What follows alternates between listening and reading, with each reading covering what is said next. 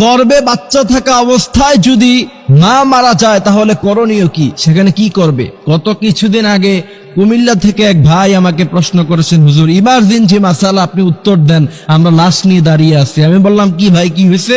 তিনি বলছেন আমরা হসপিটালে নিয়ে গিয়েছিলাম এক অন্তঃসত্ত্বা মাকে, সেখানে নেওয়ার পরে একটু পরেই ডেলিভারি হওয়ার কথা, ডাক্তার ভুলে কি ইনজেকশন দিয়েছে, তার কারণে 1 মিনিটের মাথায় অন্তঃসত্ত্বা মা সে মুহূর্তের মধ্যেই দুনিয়া থেকে চলে গিয়েছে, বিদায় হয়ে গিয়েছে। এখন তার ভিতরে বাচ্চা আছে, এখন কি করণীয়, আমরা কি করতে পারি হুজুর উত্তর দেন।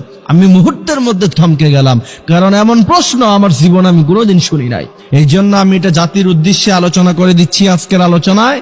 অবশ্যই আমাদের আলোচনা যারা শুনছেন, আদ-দাল্লু আলাল খায়রি কাফাইলিহি, এই হাদিসের ইস্তেদলালে আপনারা এটাকে শেয়ার করে দিবেন বেশি বেশি, যাতে করে গোটা জাতি জানতে পারে। কারণ একটি মাসালা আপনি আমল করেন অথবা না করেন, আপনি শিখলেন, বিশ্বনবী বলছেন নফল নামাজ পড়লে যে পরিমাণ সওয়াব, সেই পরিমাণ সওয়াব আল্লাহ পাক তোমার আমল নামায় দিয়ে দিবে।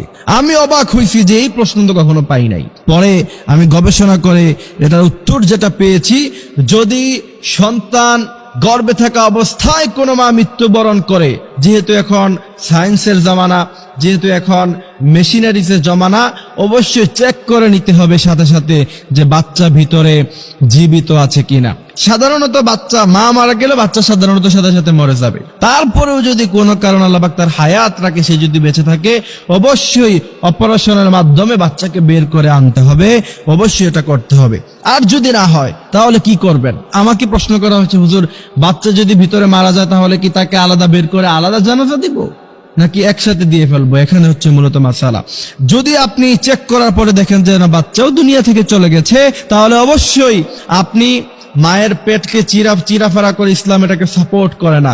মৃত্যুর পরে পোস্টমর্টম যেটা করা হয় বর্তমানে, যদি একান্ত কোনো প্রয়োজন না পড়ে, সাধারণ কোনো কারণে পোস্টমর্টম করা ইসলাম এটাকে জায়েজ করে নাই। যদি দেখেন যে বাচ্চাও ভিতরে মারা গেছে, মাও মারা গেছে, এমত অবস্থায় অবশ্যই দুইজনকে একসাথে জানাজা দিয়ে একই কবরে তাদেরকে দাফন করে দিতে হবে, বাচ্চা সেখান থেকে বের করা যাবে না। এই জন্য প্রিয় ভাইরা আমার, দুনিয়া নিয়ে এত আয়োজন, এত কিছু, অথচ একটু আগেই সেই বাবা জানতেন না, সেই স্বামী জানতেন না যে সে খুশিতে ছিল যে একটু পরে আমার সন্তান আসবে, আমি মানুষকে মিষ্টি খাওয়াবো, মিষ্টির টাকাটাও পকেটে এখনো পর্যন্ত আছে।